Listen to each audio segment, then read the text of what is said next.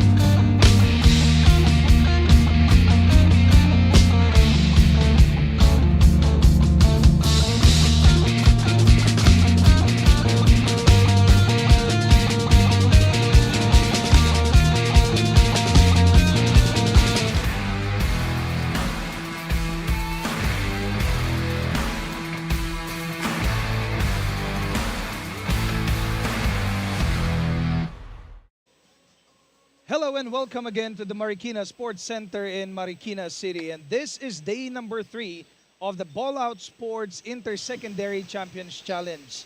Of course, this is still the battle of the high school teams from all over the country basically.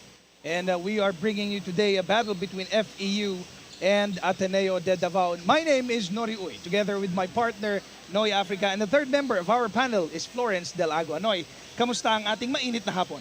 Napakaganda naman, especially since we're in the final day of the group stages ng ating Ballout Inter-Secondary Champions Challenge. And I'm glad to be partnered with you again after some time. It's been a while. Since last year. Probably. Last year. Anyways, games for today. Balikan lang natin yung mga laro na nangyari kaninang umaga. Of course, Letran faced NU in the first game, followed by Adamson versus Mapua, at ngayon nga, FEU versus Ateneo de Davao. And later on, is going to be San Beda University versus the University of Santo Tomas. Let's talk about the game at hand, which is FEU versus Ateneo de Davao. We know FEU, powerhouse yan eh. UAAP champs, season 85.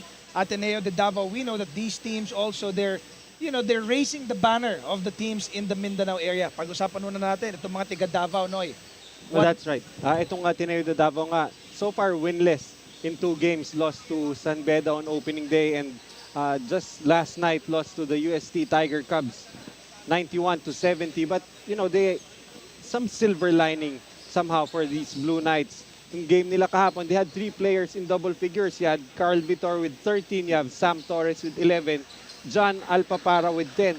Actually, nung game nila kahapon against USC, they actually out-rebounded itong Tiger Cubs. Yeah. I mean, this just shows the amount of, the level of competition. They still, they always have that fight in them. And unfortunately for them in that game, they did not shoot well from the field, only 32% from the field goal, and they turned the ball over too much, 25 turnovers, Nori. Oh, and they're counting so much also on that one player, the number 12 guy in Carl Chua, no? Yeah, actually, Carl Chua, nung unang game nila had 16 points, but yesterday did not even hit double figures. So I think Carl Chua will definitely try to have a bounce back game today. Naging marked man siya kasi after that game number 1. Nevertheless, puntahan naman natin on the side of the squads in green, FEU Baby Tamaraws. Yes, ito namang FEU. Right now, they're 1-1. They did lose to Letran, I think, on opening day. They won over San Beda yesterday.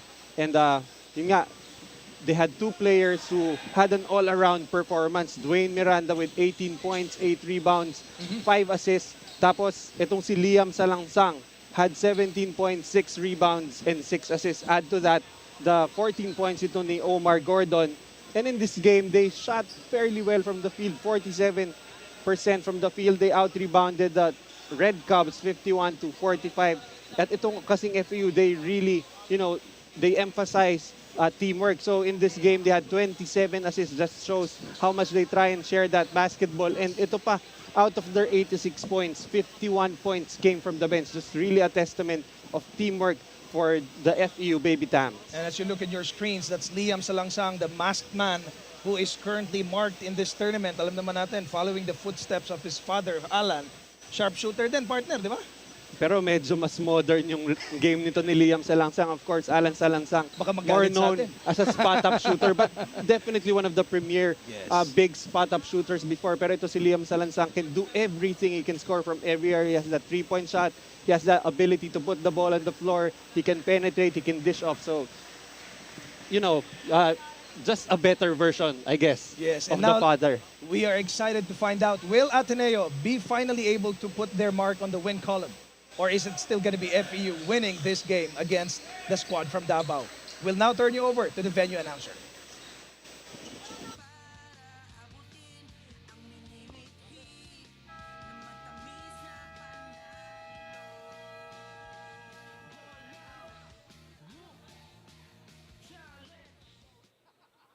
Once again, good afternoon, ladies and gentlemen. And we are still live here inside the Marikina Sports Center for another ball game for the Coco Live Ballout Sports Inter-Secondary Champions Challenge 2023. It's the Ateneo de Davao Blue Knights going up against the FAU Baby Tamaraos. And now let's meet the starting five for both teams. First, from the Ateneo de Davao Blue Knights. Point guard number 8, Sam Torres. Two guard number 11, Jake Alpapara. Forward number 1, Carl Vitor. Power forward number 20, Basti Lanoya. And at center number 30, Charles Vitor. The Ateneo de Davao Blue Knights head coach is Jess Evangelio. And now here are the starters for the FAU Baby Tamaraos. Center number 9, Dame De Guzman. Power forward number 25, Mark Burgos. Forward number 12, Jiro Mecca.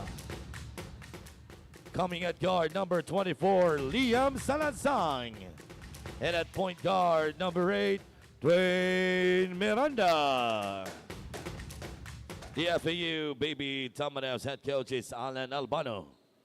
Referees of this ball game is Ferdy Boyong Manyala, Kid Nabro Bayais, and Oweng Inductivo. And it's game time for FEU Baby Tamaraos, who are in green, and Ateneo de Davao University, who are wearing the usual yellow and blue shirts. Starters para dito sa Ateneo de Davao, it's the usual in Carl Vitor, Sam Torres, Jake Alpapara, Sebastian Laroya, and Charles Vitor. Para naman dito sa FEU, it's gonna be led by Dwayne Miranda, their team captain, followed by Dame De Guzman, Jiro Mecca, Liam Salangsang, and Mark Burgos. Noriuy pa rin kasama si Noy Africa. And this is going to be a test para dito sa Ateneo, who has yet to put their mark in the win column, Noy. Well, that's right. Pretty much at this point, itong Ateneo de Davao, sige, we go first to FEU. I think this is a must-win ball game for FEU. If they win today, pretty much they advance to the next round with the UST Tiger Cubs. But ito namang Ateneo de Davao, of course, they really need to, you would want to go home with at least a victory. And they would want also to prove themselves and make the Mindanaoan people proud by coming all the way here to the metro area. At maganda naman na pag-uwi nila doon eh. Kahit papano, they're gonna go home with a positive note. Well, you wouldn't want to make all the sacrifices of going here, especially also because yung kasama nila, yung families nila. Oo. You don't want to just go to Manila just for participation. You always want to be able to compete with the big schools here in Manila. Pero ang maganda rito, partner, no, especially for the side of Ateneo de Davao, because let's face it, I mean, they're not getting a lot of exposure media-wise. So in this particular tournament, there's a lot of revelations that we have seen. That's a lot of exposures na nakita natin. For example, yung si Carl Chua, nabanggit nga natin kanina. We didn't know that the guy can play. Yeah, that's right. And actually, even ito nga, yung Vitor brothers, Oo. you also have the Alpha Para brothers. They've been able to, to showcase their skills here. And you don't know, anyone could be watching it. They could easily be recruited to Manila. And, it's just really a matter of exposure for these kids. Hindi naman sa kinukuha natin lahat na magagaling, no?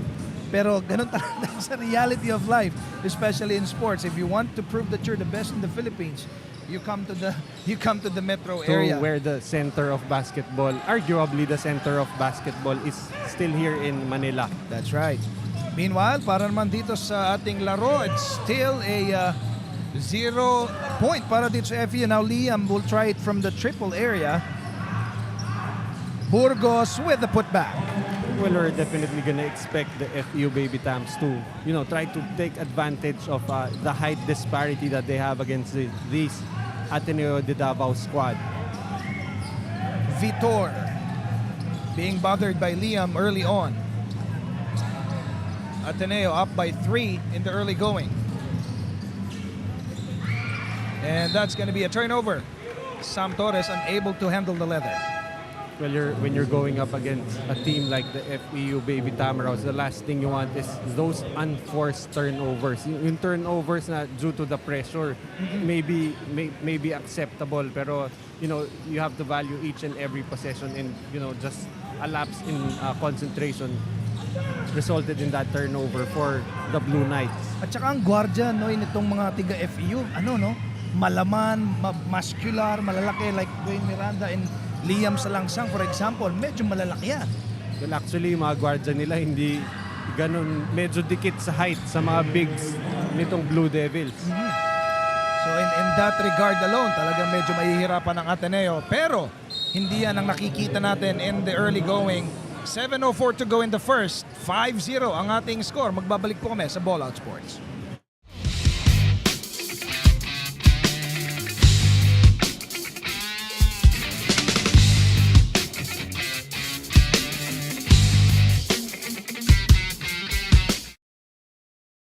Sino mag-aakala, Noy and Nori, na nasa kalahati na tayo ng ating liga, and still we are bombarded with support here in the game of FEU versus Ateneo de Davao. Here live at the Marikina Sports Center. After their game yesterday, Kurt Chua of Ateneo told me that he doesn't just contribute points, he provides leadership to his teammates. And as his captain ball, he is the first to motivate his teammates every game. Sa kabilang panig naman, FEU team captain Dwayne Miranda ay hindi yan nag-iisip ng individual awards despite his stellar performance, dahil ika niya, mas importante ang responsibilidad niya na maipanalo ang liga. It's always nice to see young leaders step up as game leaders for this Ballout League. Noy and Nori, do you agree? Certainly agree, Flo. Alam mo, ganun talaga, Noy. As early as high school life, di ba may kanta, Oh My High School Life. Di ba? Ano yan? Hindi ko alam yan eh. Hindi, kanta lang yun. Nabanggit ko lang. Kasi nga, these guys are being developed to be leaders themselves eh. So sabi nga ni Dwayne, hindi siya masyadong concerned sa kung ano mang meron. Ang concern niya is just manalo. Which is that mentality, malaking bagay yun. Well, that's right. And of course, especially for younger teams, very critical yung choice who will be the captain, because pretty much after the coach, that's the person that they look to for guidance. So, eto nga for Ateneo de Davao, that's going to be Carl Chua, who says nga na even if, I guess pretty much, even if he did not score much in that game yesterday, he still wanted to contribute by providing leadership for his team. While on the other hand naman, ito si Dwayne Miranda, more of leadership by example, 18 points, 8 rebounds, 5 assists. And there are different ways to show leadership. You can either do that vocally or you can do it by example. Another opportunity for FEU naman.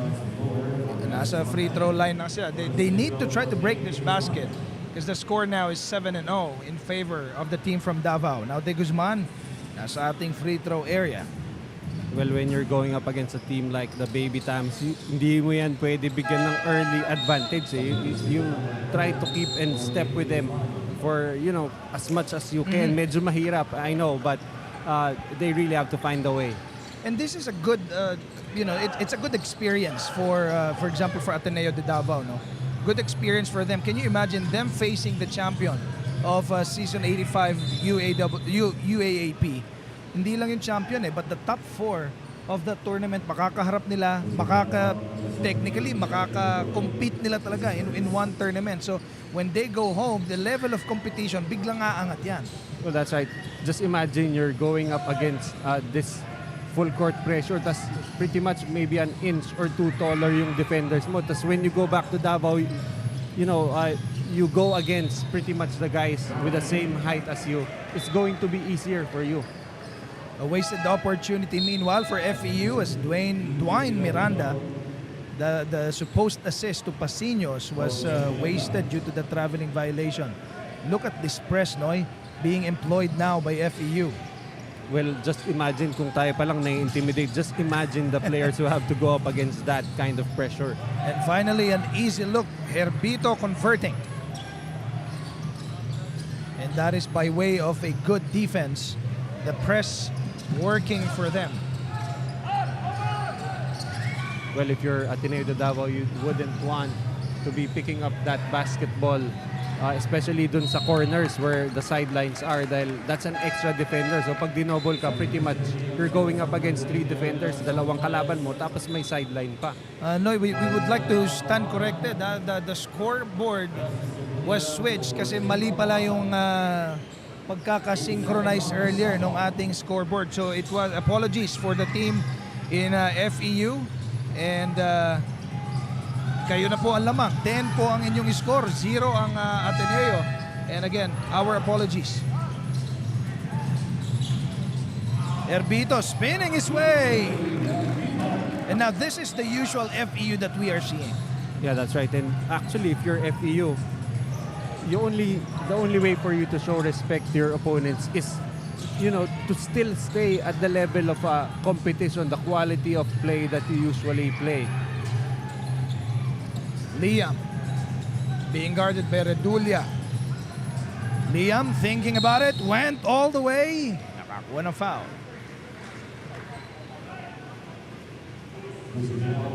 Well, ito nga, as I said in the pregame, ito nga si Liam sa langsang upgraded version ni Coach Alan. You can see here he has that ability to put the ball on the floor dahil si Coach Alan, he's more of a spot-up shooter nga, and on defense he plays big. He defends the bigger defenders, he even plays imports. Pero ito si Liam is more of a guard, a wing. Maintindihan naman tayo ni Alan sa Talaga langsang. sobra tayo magpaliwanag sa kanya, no? Kasi lahat naman, pagka nagkaanak ka, improve version naman You lagi always yun. want your son to be a better version. Yes. Anyway, Liam, wala yung putback na yon. And the rebound. The possession will go to Ateneo de Davao. They have an opportunity now, again, to score a basket in this phase of the game. 4 minutes, 45 seconds remaining. That under the basket attempt, lucky break for Ateneo. They were able to get a foul out of that Herbito defense. Well, this has been a trademark nitong Ateneo de Davao.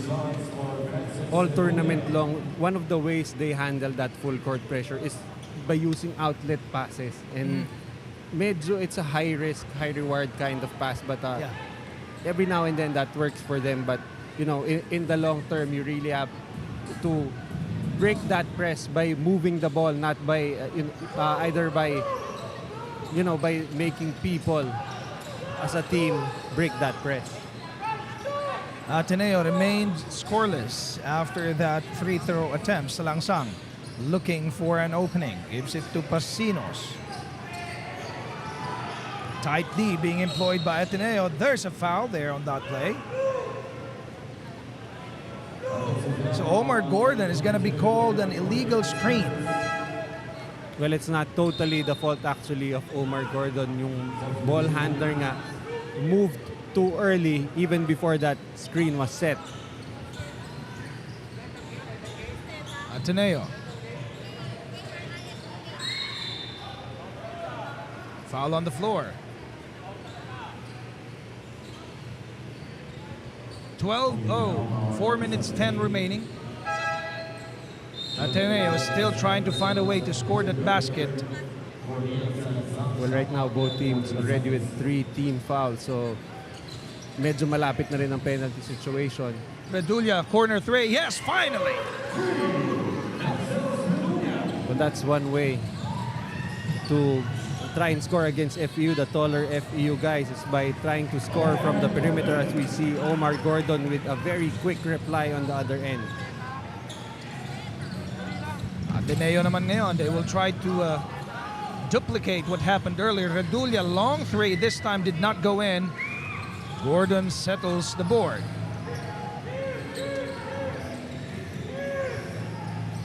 Miller is also in the game now. Corner 3, FEU. That's Pasinos that time, and that's the last thing that Ateneo de Davao would want is itong FEU even hitting from the outside. If that happens, even bigger problem for them. Vitor kicked it out. Corner 3 again. Different spot, same result.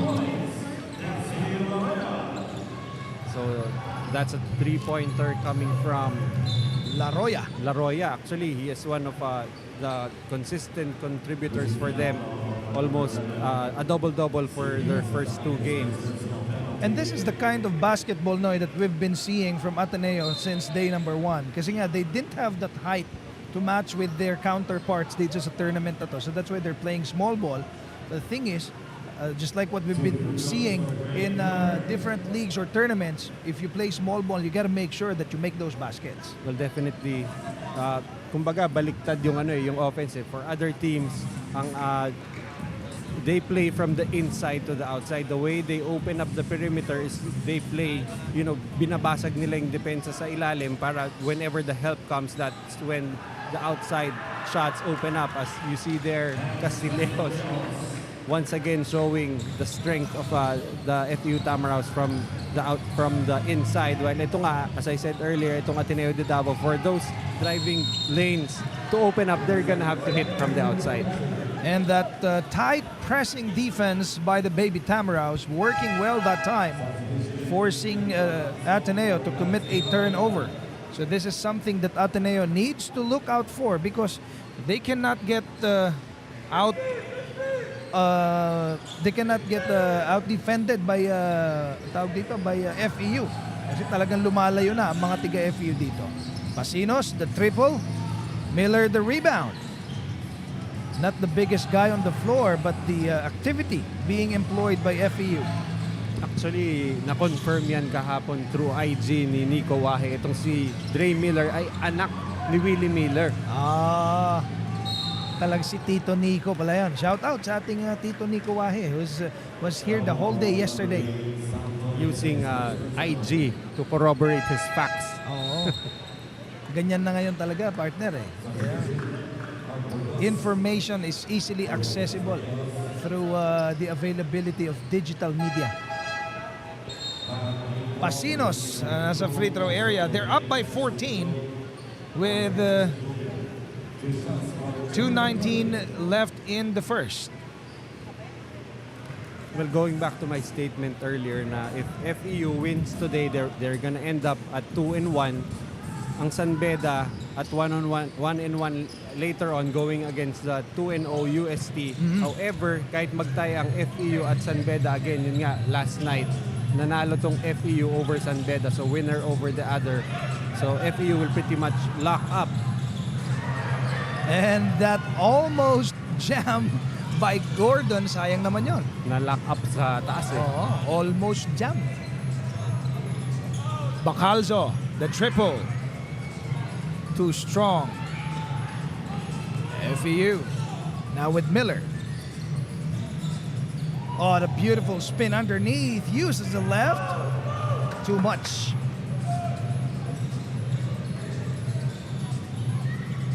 Kasintahan with the leather. Being defended by Gordon. Gives it to Bacalso one more time. Still too strong. Burgos way ahead of the pack. Challenged by Kasintahan. Good transition defense that time for Ateneo de Davao with Kasintahan being able to stop that fast break attempt. Batiin mo lang yung Kasintahan, Kapitan. Hindi ko kasi alam kung nanonood siya, busy yata eh. Miller inbounding to Ranieses. A minute and 17 in the first. To a wide open Miller. Puts up a triple. Too short. So that time, good defense there for Ateneo de Davao, being able to challenge that outside shot by Dre Miller. And Ateneo out of that inbound play. Good defense. Pinapakita pa rin talaga ng mga tiga FEU dito. And Ateneo has to do a better job executing their offenses as they're down by 14. And right now, more than anything, the priority for Ateneo de Davao is being able to break this press.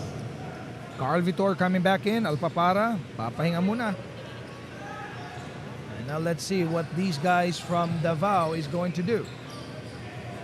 Tough job, no, for Ateneo to be going up against the champion team in FEU. Meanwhile, that triple attempt still way off the mark. Ranieses running. Derecho, wala. Torres miscommunicated that time. That's another wasted opportunity by Ateneo. Well, one way, of course, to try and attack FEU is try to push the ball and get some points very early before that defense is set up. But you cannot turn the ball over like that. That one-handed off the glass by de Guzman is good. You can see hirap na hirap itong Ateneo de Davao on offense. Pero yung FEU, parang napakadali ng pag-score nila. And just like that, these guys are up by 16. And this is pretty much the same storyline for Ateneo over and over for the last 3 days, basically. And, they just needed this learning experience, the experience to go up against the best of the best in the high school tournaments in the country. As Miller puts that up, nothing. A putback there. Actually, going back to that point, itong Ateneo de Davao was actually able to keep in step with the Red Cubs nung opening day, but come the second half, naiwanan na sila. Domingo still has it. Oh, beautiful. Kaya lang, hindi pumasok. And that ends the first quarter, and this turned out to be a huge margin now, 24-6. In favor of the Baby Tamaraws. Pagbalik po natin, second quarter action. Dito lamang po yan sa Ballout Sports.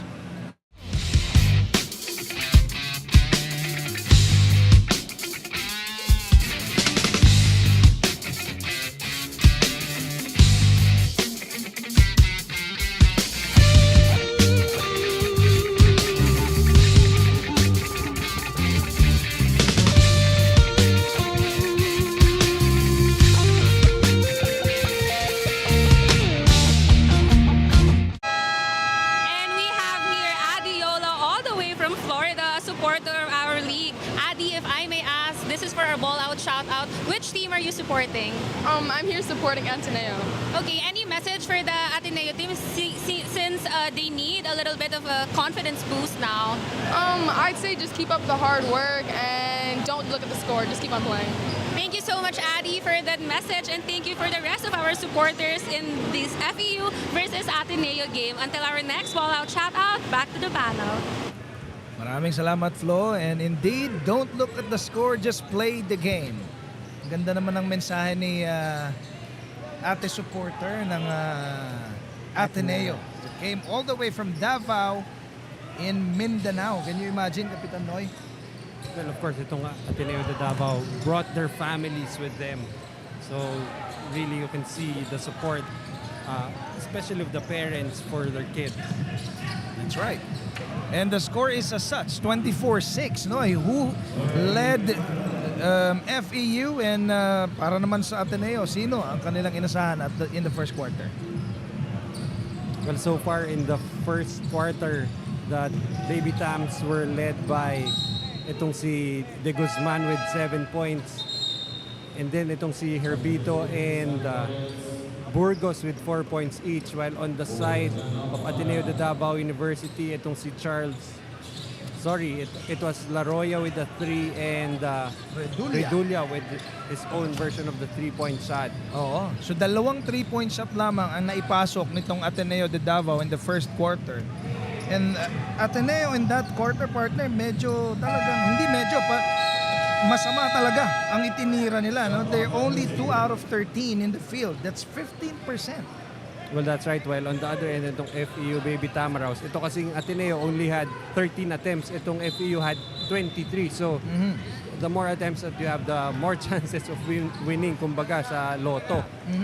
And also, from the field, 43% of those 23 shots went in for the FEU Baby Tamaraws. Only 2 out of 13 for Ateneo de Davao, both of which came from the 3-point area. Matinding learning experience, no? I mean, let's face it. In the last 2 games that they had, sabi mo nga kanina, close fight earlier on in that game against San Beda. Pero with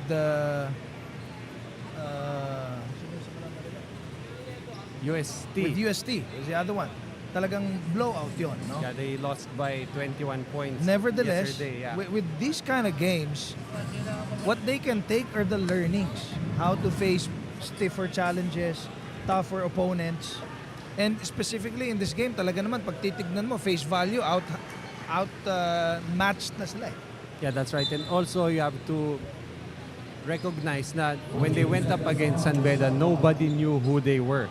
So by the very next day against UST knew that they had to check Carl Chua. So Carl Chua really did not have a good game yesterday scoring-wise. So kahapon si Charles Vitor scored in double figures. So you'd expect you'd expect itong FEU now to lock in on Carl Vitor. So who will be that next man up for the Blue Knights?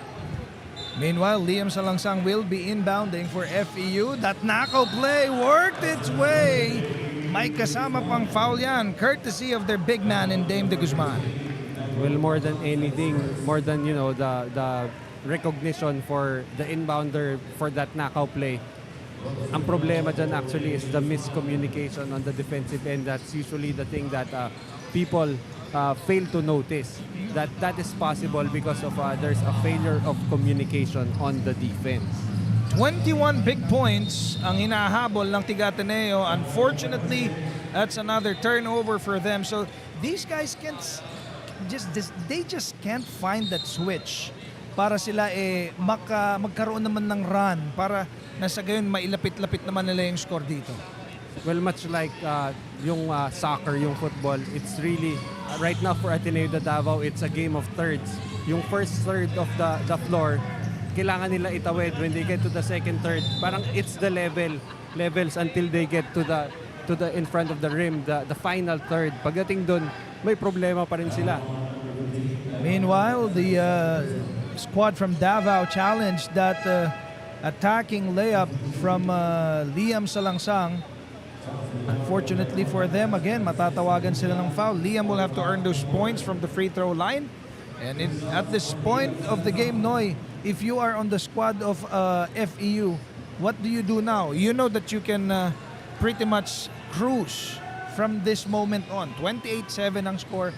You have the momentum. You're shooting well. You're defending well. Well, you'd expect the coaching staff of FEU to pretty much just say, keep playing your game.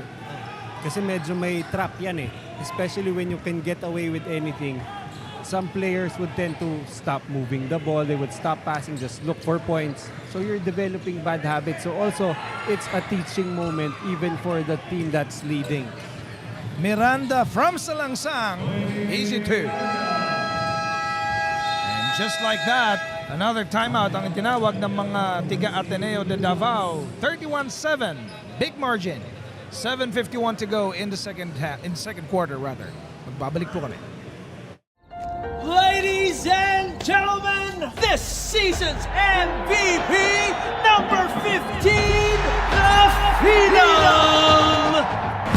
Last 5 seconds, and the home team is down by 2. 5, 4, 3, 2.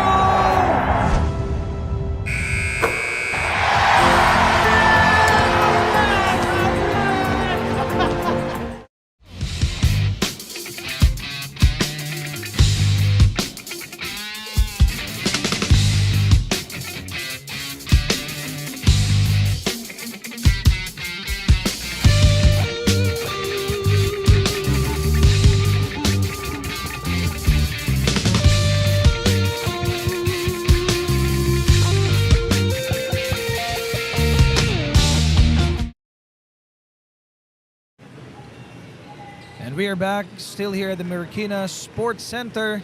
This is your Ballout Sports Inter-Secondary Champion Challenge. Pasalamatan muna natin, Noy, ang ating mga sponsors in Coco Life, Dumper Party List, C-Prime Business Financing Corporation, Strong Group Realty, Kalos PH Sportswear, MDC, and Usana. Salamat na rin sa ating butihing gobernador ng Davao na si Claude Bautista along with Mr. Bong Baribar, the team manager of the Davao Tigers.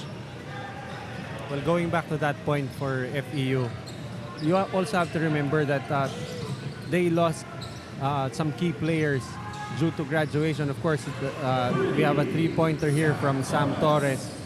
They did lose their main players to graduation, specifically John Ray Pasaol, who has already moved on to the FEU Tamaraw. So even for this group, they're gonna need all the reps to try and run that system. And you know, yung sistema kasi na yan, it takes, eventually it's going to be just a routine. You don't even have to call plays anymore. Isang tawag mo lang ng play, alam na ng players where they have to go. And even on the defensive end, you know, you have to learn the rotations that you need to make in the game. De Guzman, another basket for him, scavenging that for FEU. If I'm not mistaken, De Guzman already with 9 points leading the way for the Baby Tams. Meanwhile, another turnover by FEU. De Guzman ulit. Same result for him. 2 consecutive baskets. Well, if you're FEU, you'd like that your big man can also finish on the fast break. 27 points ang kanilang kalamangan, Noy. And Ateneo, Vitor attacking the defense. Nakakuha ng foul. Well, you like how itong si Vitor not hesitating that time, just trying to manufacture a trip to the foul line.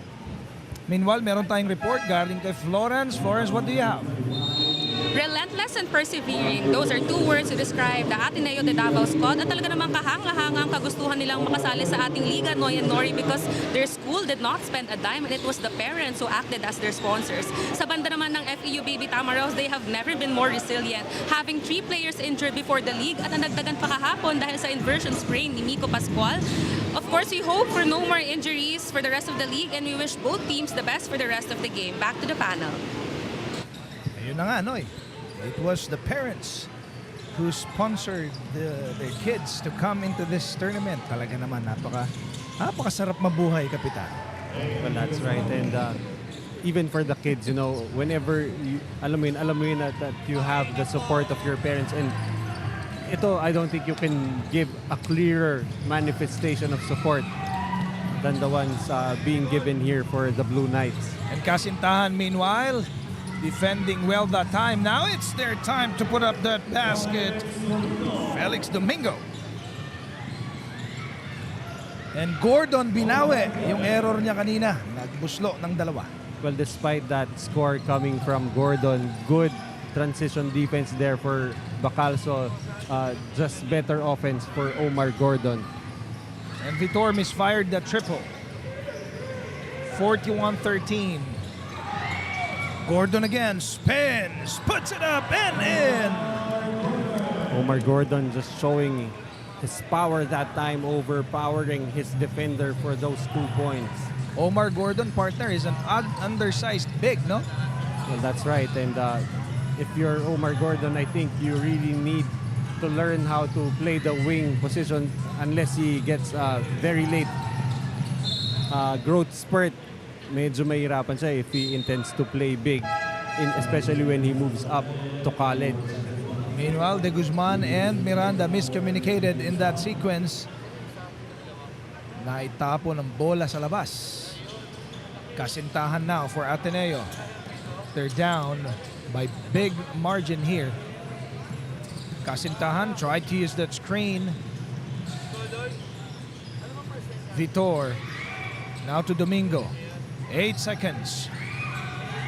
Good defense by FEU. And that's gonna be a traveling. Yun ang mahirap dayain kasi kitang-kita na talaga natin. Oh, definitely. And especially when you try to penetrate inside tapos wala kang plano. I mean, you don't know where the kick-out pass is. And that time, itong si Domingo just put himself into too much traffic. Gordon being pressed by 2 guys in white. Nakalusot na naman ang mga tiga Moraita. Well, definitely for Ateneo de Davao, they really need to tighten the screws also on defense dahil pretty much itong FEU just parang walk in the park getting to the rim. And Kasintahan, nakakita ng foul ang ating mga referee. Is this against Pasinos? Oh, Herbito was called for that foul. So it's an off-ball foul committed by the Baby Tamaraws. 45-13 po ang ating score. 3:48 to go in the second quarter. And Ateneo still trying to find their way into the offense. Very sporadic ang puntos nitong mga tiga Ateneo. Now that's another short attempt. And look at that effort. I like that one, Noy. I like that effort. Yun yung sinasabi kanina ni Flo actually, the relentlessness being shown by Ateneo de Davao. You can't have a better evidence of that, but that play, itong si Vitor fighting with Omar Gordon for possession.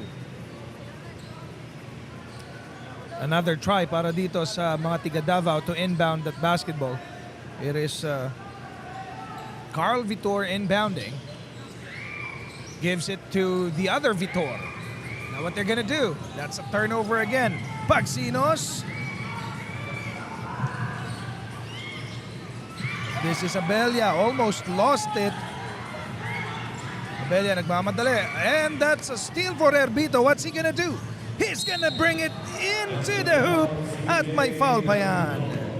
Well, during that fast break, itong si Herbito nga stayed in the middle, especially on a 3-on-1 fast break, and he had 2 players on the wing, so he had that option to drop off to any of his teammates, but seeing that he had that height advantage, went all the way that time. Magnaya is gonna come out. Paglas will go in para sa Ateneo, as well as Sam Torres. Papalitan muna niya ang isang Vitor. Carl Vitor will take a much needed breather. Now Herbito will try to convert that 3-point opportunity, and that free throw, it did not go in. The ball will stay with a green shirt. Pero alam mo, partner, palagay ko ang daming masaya dun sa kanilang eskwelahan sa Ateneo de Davao. Watching their team play against the best of the best in the country. Tapos napakasarap pa ng pagkain dun. Ay, oo naman. But definitely, being able to see your friends and family playing here in Manila, that's definitely something to be proud of. Malay natin, partner, ang susunod na venue ng intersecondary sa Davao naman. Pwede ba kasama tayo eh? Malamang. Yan ang ating ipanalangin. Ipakiusap natin sa ating bossing.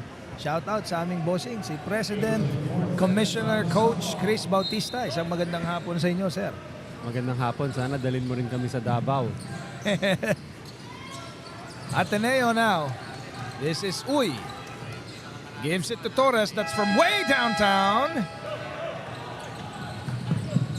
Pagsinos or Pasinos rather. So you like how FEU actually, they're not forcing everything. They're still trying to run plays. Although that time, si Omar Gordon parang di yata ako narinig. Trying to bulldoze his way inside right into the cut of the zone defense itong Ateneo de Davao. Because the thing is, if you read the situation, you see the zone defense, if you're going up against other UAAP teams, you are not gonna bulldoze your way inside. Oo, hindi ka uubra. Mahihirapan, di ba? Now Torres uses that screen. Kicked out. Triple. Will it go in? Nope. Rebounded by Castillejos. Pasinos. Attacking the D. Parang napakadali para sa kanya nun. Just really, reading how the defense will react and having the necessary counters to go all the way to the basket untouched. And let's see what are they going to do with this. Almost a turnover. Now Vitores still has the leather. They gave it underneath pero nawala ang bola. Herbito again zigzagging. Herbito open for Trey. Short. Torres the board. Outlet pass, will it go in? Still nothing for Ateneo. Sorry, missed that time for Redulia. Good eyes, good vision for his teammate, finding him running in transition. A minute 15. Redulia, good fake. Will it go in? Wala pa rin. Sa free throw niya kukunin ngayon yung 2 points na yan. But this time he tried to make sure dahil kanina he went all the way, missed that layup. This time trying to use two hands. But unfortunately, nabutan siya ng depensa. But fortunately for him, he will be rewarded with a trip to the foul line. Nilalabas ko yung aking calculator, Kapitan, dahil mahina ako sa mathematics. 39. 52-13. That's a 39-point deficit para dito sa Ateneo de Davao. Ginawa mo yun, wala akong nakitang calculator. Yung tagal nag-isip no? Redulia, the second shot, wala pa din. Herbito, and Abella trailing. Pasinos, short. Rañeses gives it to Castillejos.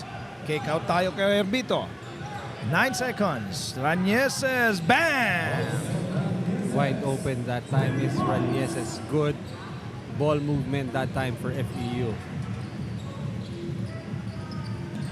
42 points, Noy. Ang kanilang kalamangan. Wala. Pag last rebound, hindi. Inagawan ng candy ni Castillejos. Pasinos again. Now Rañeses. Everybody is outside except one. For FEU. Pasinos. Another triple. Well, that's really a problem dahil you're gonna have to defend FEU even from the perimeter now. Sam Torres, 4 seconds. Susubukan ng Ateneo. That's too strong. And this has turned into a blowout at the end of the first half. 58 for FEU, 13 for Ateneo de Davao University. Pagbalik po namin is gonna be the second half action. And we know for sure that Ateneo will have a good discussion during the halftime. Magbabalik po kami.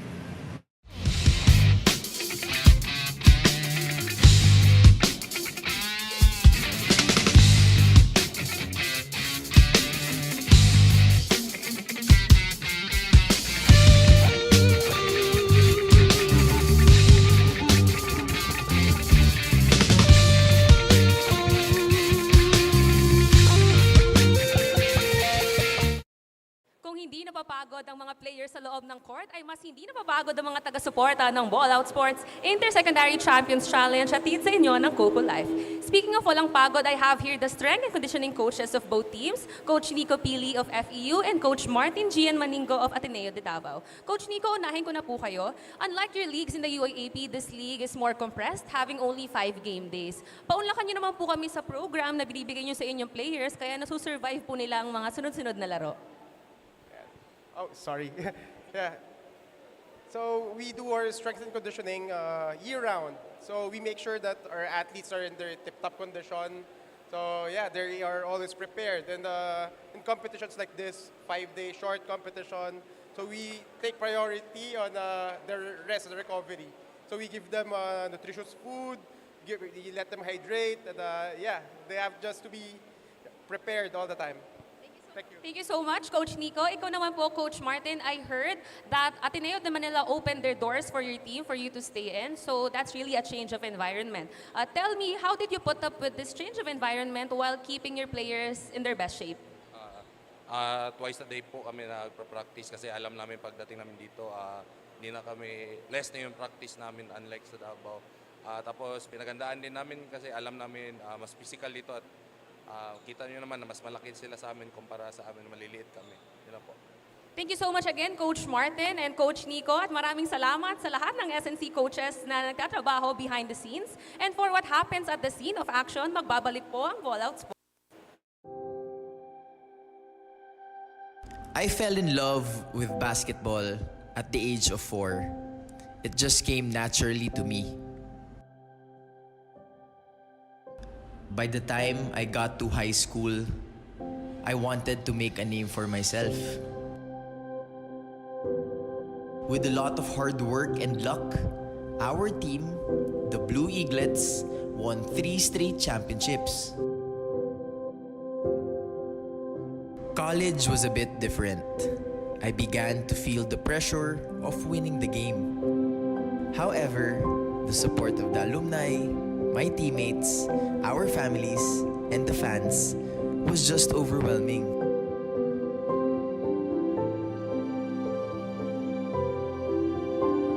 After college, I turned professional. Things were going my way until one day, I faced an obstacle.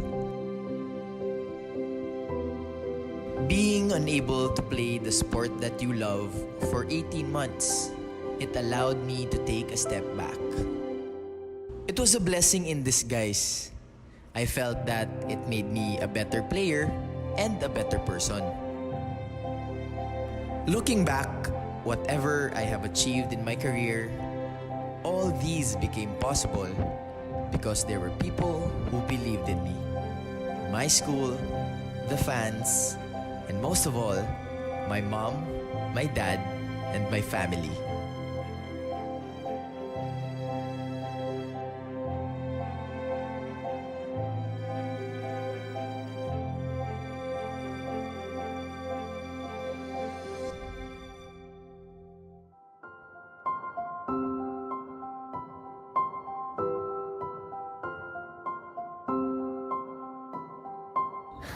Nak, ano? Game? Ladies and gentlemen, this season's MVP, number 15, the Phenom! Yeah! All right! Eto na partner, ang match of the decade. Oo nga partner, kaya simulan na natin. Possession is now with the Phenom, being guarded by 2 opponents. Oh, what an amazing crossover! And he dunks! All right! Phenom dribbles the ball. The Phenom is down, and his teammates come to the rescue. Ano, okay ka lang? The crowds cheer, Phenom! Phenom! Phenom! Phenom! Phenom! Last 5 seconds, and the home team is down by 2, and only this 3-point shot can secure the championship. 5, 4, 3, 2.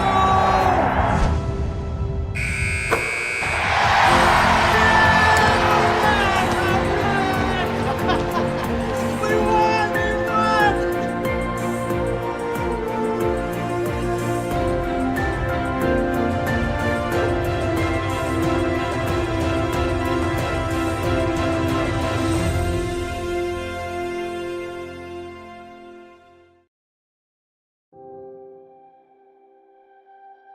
I fell in love with basketball at the age of 4.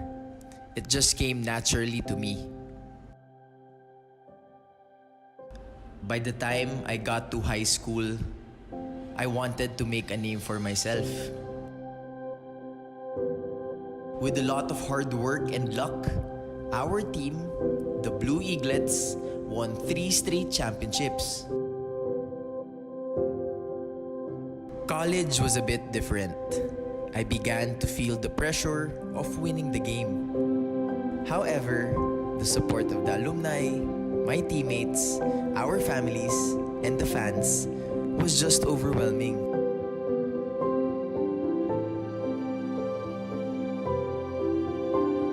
After college, I turned professional. Things were going my way until one day, I faced an obstacle. Being unable to play the sport that you love for 18 months, it allowed me to take a step back. It was a blessing in disguise. I felt that it made me a better player and a better person.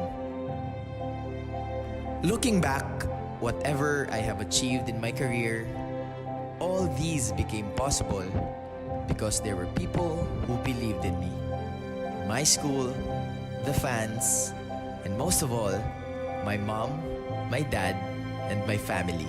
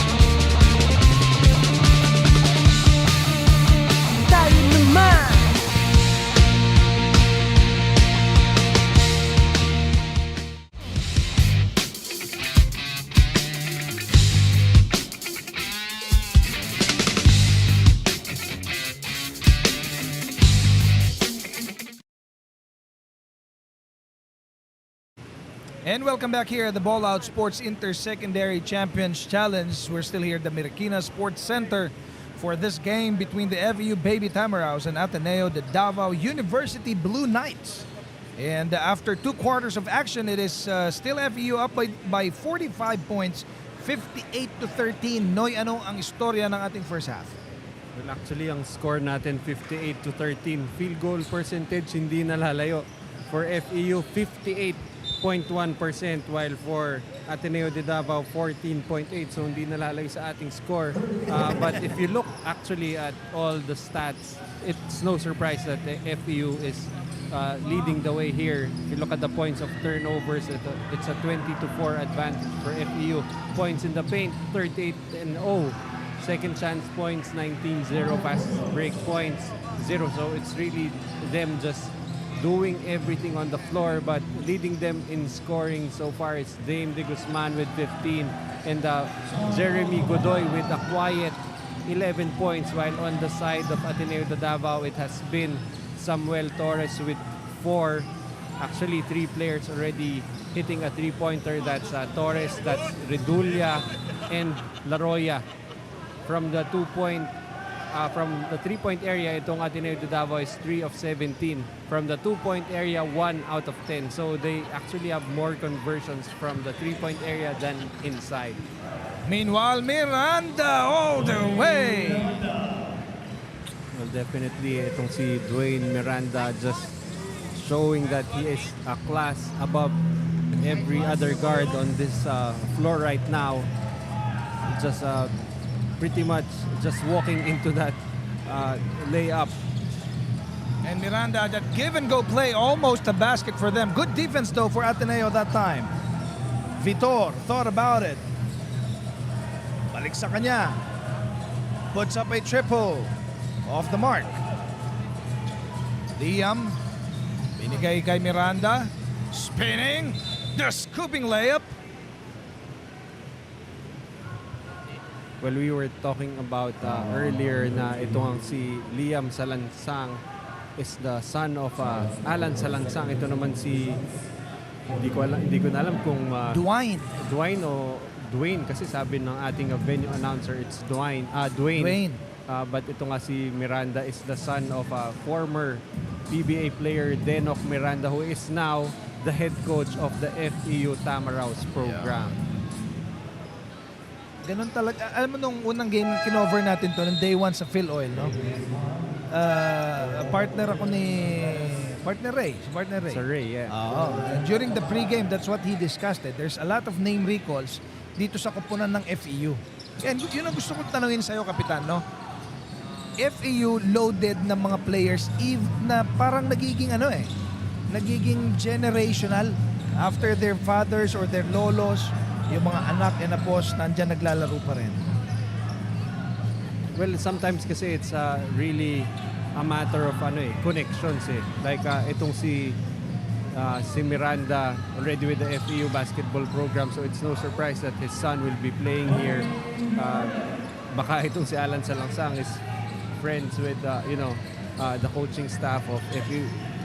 You can only try and guess and speculate, but eventually they got there because they were meant to be there. And Vitor in the land of the Giants made that basket. Liam meanwhile nagmamadali for FEU. Wala. This is a chance for Ateneo to push this into a little run. Small pieces lang muna, no? Let's see how it goes. Vitor again underneath. This time wala.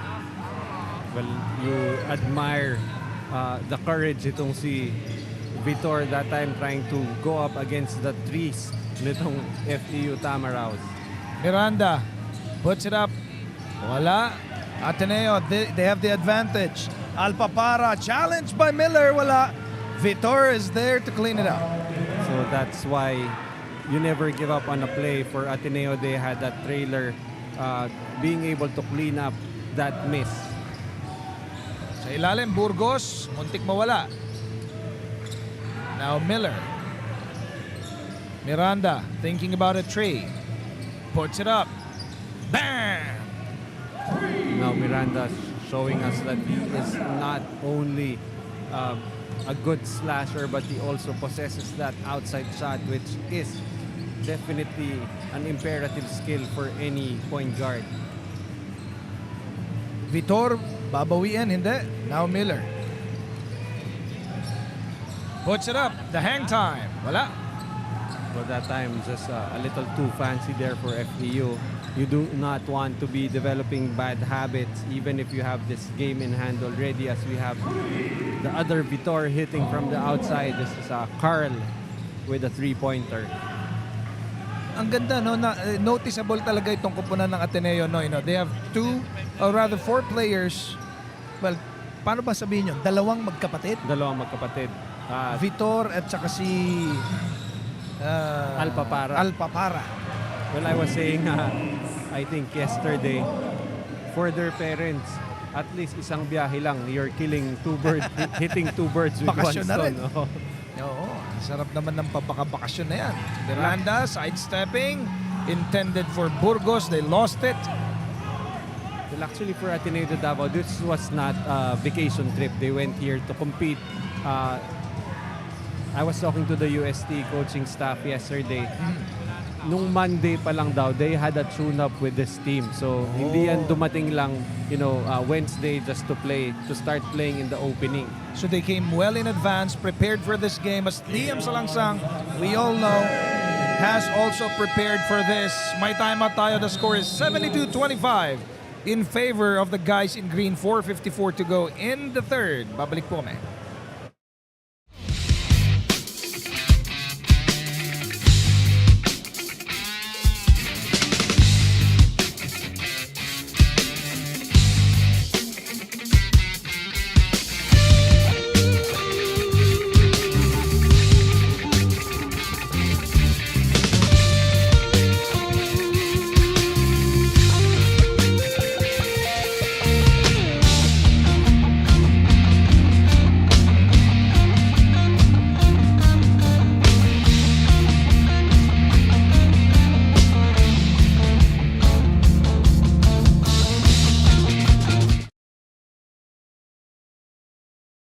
And as we take a look here, the couple, Alan and Luisa Salangsang.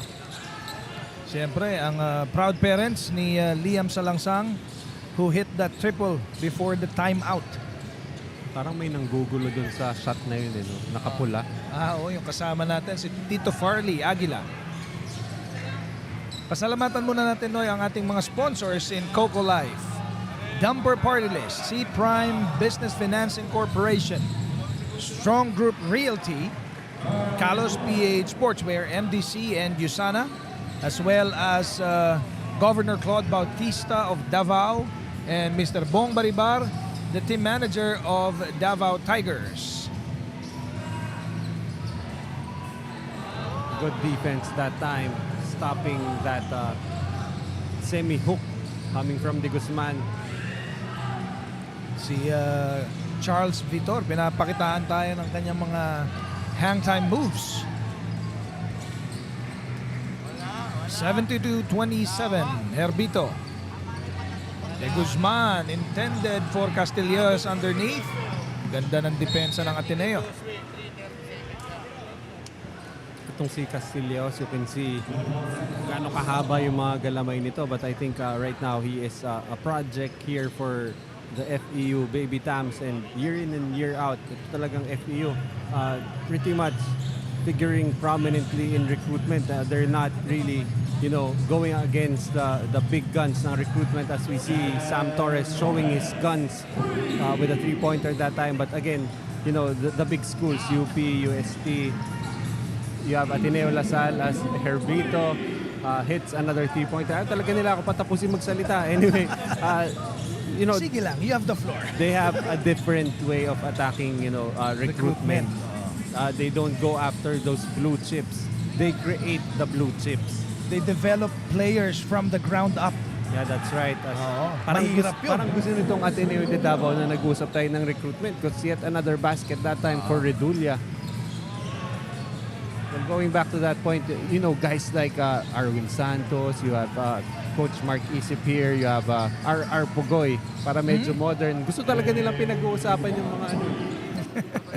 We have a three-pointer here for FEU. So again, just the FEU Baby Tamaraos, very efficient in recruitment. Well, at the very least, partner, we can see that Ateneo is challenging FEU in this shootout at this point of the game. Although the score is well in favor of FEU, at least the effort is there. Meanwhile, may report tayo galing sa ating kasama na si Flo. Flo, ano meron? During one of Ateneo's timeouts, it seems that Coach Jess Evangelio re-lectured them about their system and defense pattern. Before the timeout finished, one of the players screamed, "Communicate," to remind his teammates of what they need to do. Para naman sa Baby Tamaraos, Assistant Coach Pao Pagkalinawan mentioned that it's his bench players' time to shine because they all need to step up and contribute because of the change in lineup. Noy and Nori, what say you? Well, definitely nga, as Flo reported earlier, last game Miko Pascual went down with that inverse sprain na actually at our age, pare-pareho lang nga, a sprain is a sprain. Pero again, that would be the third guy already being injured in this tournament for FEU. So it's time for their bench to step up. While for the side of the Ateneo de Davao Blue Knights, they're just reiterating that you have to play within the system. You have to follow the offensive and defensive patterns and rules. Even if you lose, if you play the right way, I think it's still a victory here for the Blue Knights.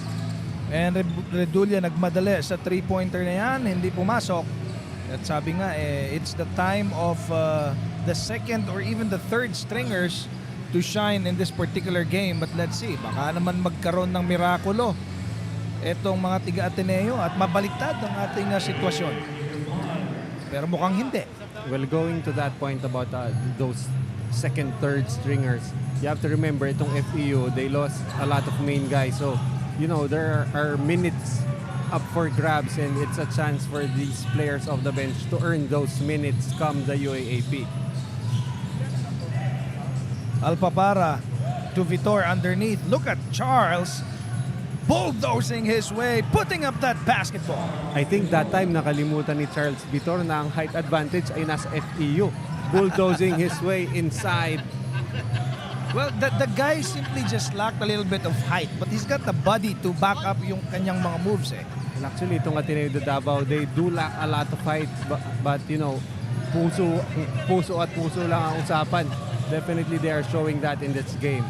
And another attempt by De Guzman. Wala pa rin. 5 seconds to end the third. 2. Torres, long 3. Off the mark. And at the end of 3 periods, 80-34 ang ating score. Still in favor of the team from Moraita. We will be back here at the Ballout Sports Inter-Secondary Champions Challenge.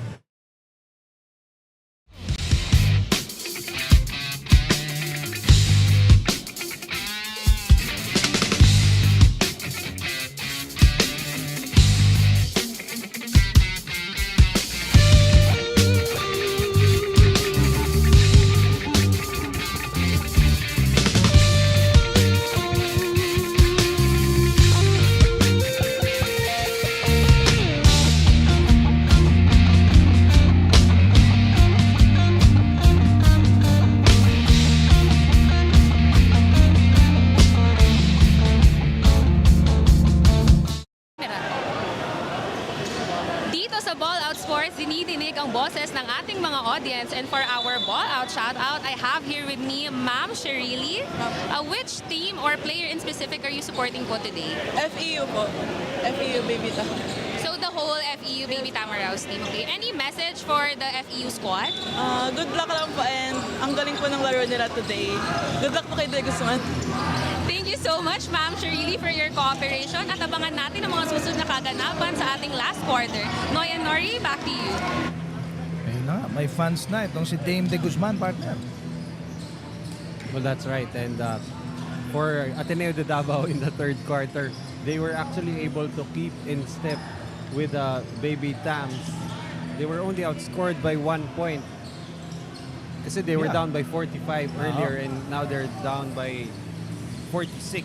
So still a good quarter for them in the third. Meanwhile, Ateneo, Alpapara loses the leather. So it's still an 80-34 score para dito sa ating dalawang naglalabang kupunan. Mecca in the game already. Spinning. Gives it to Pasinos. Now to Gordon. Herbito. Corner 3. Misfired. So after scoring 6 points in the first quarter, they had 7 in the second and they had 21 points in the third quarter. Itong Ateneo de Davao Blue Knights. Good start to the fourth by Ateneo, should we say. Now Gordon against Paglas. Herbito on top of the key. Mecca. Bam! So that time, showing itong FEU ng kanilang patience in offense, and really I think that is something that the coaching staff will have to address dahil itong FEU getting a little bit more reckless, may I say. And another triple courtesy of John Alpapara. Good start talaga dito sa fourth quarter itong mga tiga-Ateneo. Have they played this well in the first quarter or first half, then it could have been a different ball game. Meanwhile, two guys in white bothering Omar Gordon. Too tight, too pesky, foul ang naitawag. Well, if you're Omar Gordon, especially you're right in the heart of that zone defense. When you pick up that basketball easily, may dalawang tao na lalapit sa'yo. And in that situation, that was even a triple team there for Ateneo de Davao. Fortunately for FEU, they have ball possession. Herbito again, nothing but net. So it ended up that was a good thing for them that Omar Gordon was caught into a held ball. That was an open shot there for Herbito right in the middle. Ateneo. Carl Vitor trying to escape De Guzman. That's a mismatch in height. Alpapara again. Wala. Rebounded by the Baby Tams. Pasinos gives it to Mecca. Easy two. Good decision that time for Pasinos. attracting two people, definitely a teammate would be open, and that time finds his teammate wide open for that basket. Vitor again, being bothered by Mecca. Gives it to Domingo. Grabe naman ang pressing defense partner. Itong mga tiga-FEU, they're up by a huge margin, and yet the way they're defending the basketball, it's as if it's a tight game. Well, that's what you want if you're a coach. I just realized now that itong si Pasinos, we've been saying that name because that's the name behind this jersey, but in our official stats, it's Jeremy Godoy. So that's why I was actually wondering who was this guy who scored 11 points in the first half. And it turns out that is the guy that we are calling Pasinos. Buti nahanap natin. Salamat, Kapitan Noy. Torres. Basket. Well, that time ito si Sam Torres showing that he is not solely a three-point shooter, being able to put the ball on the floor and stopping on a dime for that mid-range jumper. Sa ilalim naman, FEU. That's Kyle Barikawa. That's a new face, partner, ano? Dito sa ating laro. No, naglaro na pala siya during the first part of the game. Minimally. De Guzman. Gives it underneath. Wala pa rin, isa pa. Yon, Burgos with the basket.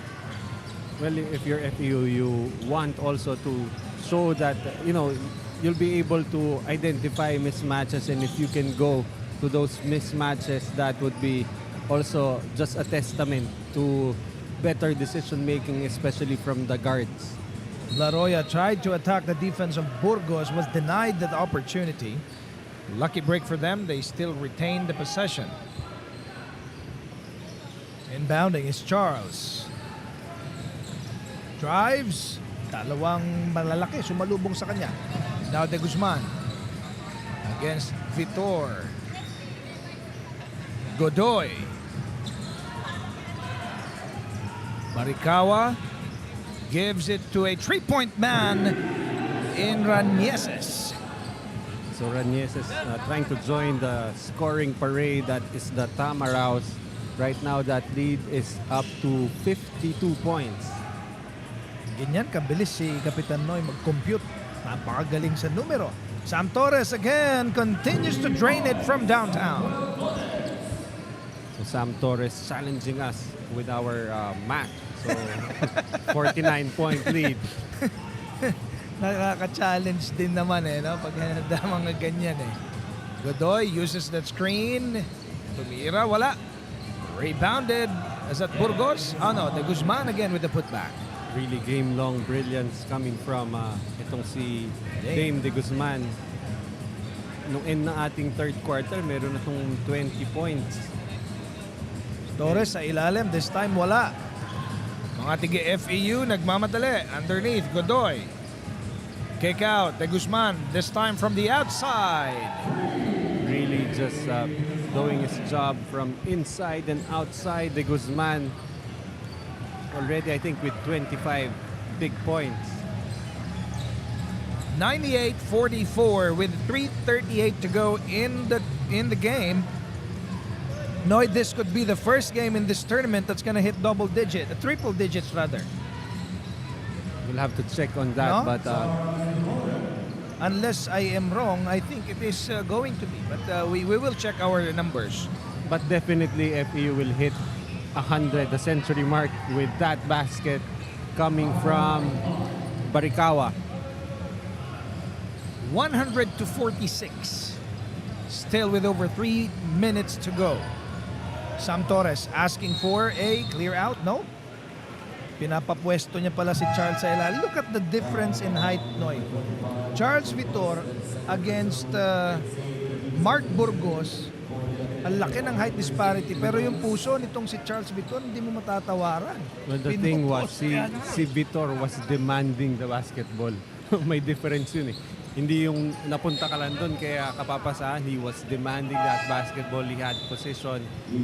Lakasan lang talaga ng loob. And you Although just mas maano kasi siya, mas malaki yung katawan niya. proportional to, I mean, compared to his body, di ba? Ah. Mas stocky siya eh. Nevertheless, with that height advantage, I wouldn't do that. But of course, I don't have the heart of the Blue Knights. Miller, kicked out. Herbito, sweet jumper. But the thing is, even with the height advantage, itong FU Tamaros just really looking for the open gaps in that zone. And, you know, ba't mo pa ipepwersa sa loob if you can have those open shots? Smart play na lang, di ba? Abella, sinalubong ng Tiga Tamarao. Uy with that steal. Uy, the left-hander. Torres. Jumper, wala pa rin. Finally, FEU securing the rebound. Miller pa rin, may tanga ng bola para sa FEU. Gives it underneath. Herbito turns around. Villanueva to Abella. I'm trying to check partner because I see another Torres in number 10. How is that related to Sam Torres, the number 8 guy? Pero ito kasi hindi automatic dahil medyo mas normal Magkaiba ba na yung mukha? surname. Andali, tawagin natin Sam. Sam?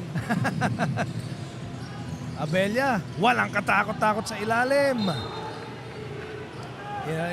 Kanina pa sinasabi mo no, yan, no? Malalakas sa loob, may puso, but sometimes you gotta be realistic, man. No, it's not always about heart. Oo. Sometimes you have to use your mind. And that's a better shot for Abella even if he missed that badly. Miller to Herbito. 1:02:46 with just 1 minute to go in this game. Baseline drive, gives it back to Miller. Triple. Rebound, Abella. Nagmamadali against Miller. Took it all the way. Muntik.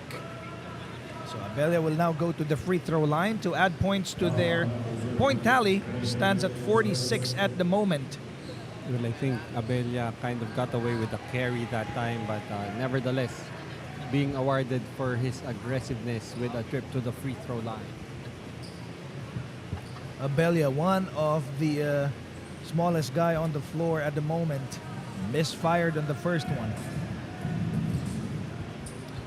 Well, I think kung ito si Abella, sabihan mo, you're the smallest guy on the floor. I don't think he will believe you. You know, with the amount of fire that he is Madami. showing on the floor. Hindi, kaya nga one off eh. One off. 41 seconds. 41.7 to be exact. Triple. In and out. Rebound by Miller.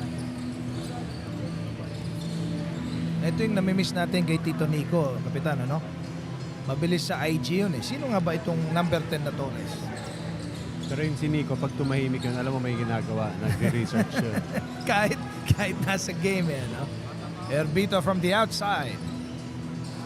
Miller tried to jump for that rebound. Bacalso challenging him. Ateneo with the possession. So this will be the final possession for Ateneo de Davao before they go back triumphantly with the experience that they've had here in the Ballout Inter-Secondary Champions Challenge. Oh, partner, sino ba napupusuan mong best player of the game natin dito para sa FEU? Well, definitely right in the first quarter, itong si Dame de Guzman was just really on point with this offense. Later on, even in the game, showing us that he can even score from the perimeter, but still a total team effort here for FEU. Yung kanilang main guns, si Miranda, si Salansang, did not have to play heavy minutes here in preparation for the semifinals, which will be coming tomorrow. But hats off to this Ateneo de Davao squad, giving a good account of themselves. Yeah. You know, despite the disparity in score, definitely the effort on the floor hindi nagkakalayo. And timing na timing din, no? You know, kasi yung ball out, shout out kanina, nag-shout out para kay Dame de Guzman. siguro ginanahan nung nalaman niya, uy, mayroon palang nanonood sa akin dito. Well, actually, usually yung mga ball out, shout out natin yung pag ang na-interview ay fan ng isang player, siguro mga 50% of the time nagiging best player yan. Anyways, we'll now turn you over to our courtside reporter who has the best player of the game in Dame de Guzman. Flo, take it away. And just like our online viewers and supporters here at the Marikina Sports Center, the FEU Baby Tamaraos have been unstoppable in this game, and along with his teammates and coaches, this man beside me is responsible for that. Our best player of the game, Dam de Guzman, with an outstanding 25 points. Dam, congratulations. I have a question for you. Pangatlong araw mo na itong naglalaro. How did you still manage to get 25 points in this game? Sinusunod lang po namin yung mga sinasabi ng mga coaches, tsaka nag-enjoy lang po kami sa laro. All right, last question. How did you win this game despite having 3 injured teammates at nadagdagan pa nga ni Nico Pascual yesterday? Marami po sa amin nag-step up kaya napanalo po namin yung laro namin. Maraming salamat at congratulations again, Dam. And the Ballout Sports Inter-Secondary Champions Challenge continues to give you exciting basketball action. Maraming salamat po sa pagsubaybay sa aming third day ng aming liga. And maraming salamat din sa aming panel na si Noy and Nori for giving us real-time reports today. And up next is going to be San Beda University versus the University of Santo Tomas to cap off the day. Malalaman natin sino nga ba ang bubuo sa ating crossover bukas, semifinals na natin. Meanwhile, dyan lamang po kayo, magbabalik po kami. This is your Ballout Inter-Secondary Champions Challenge.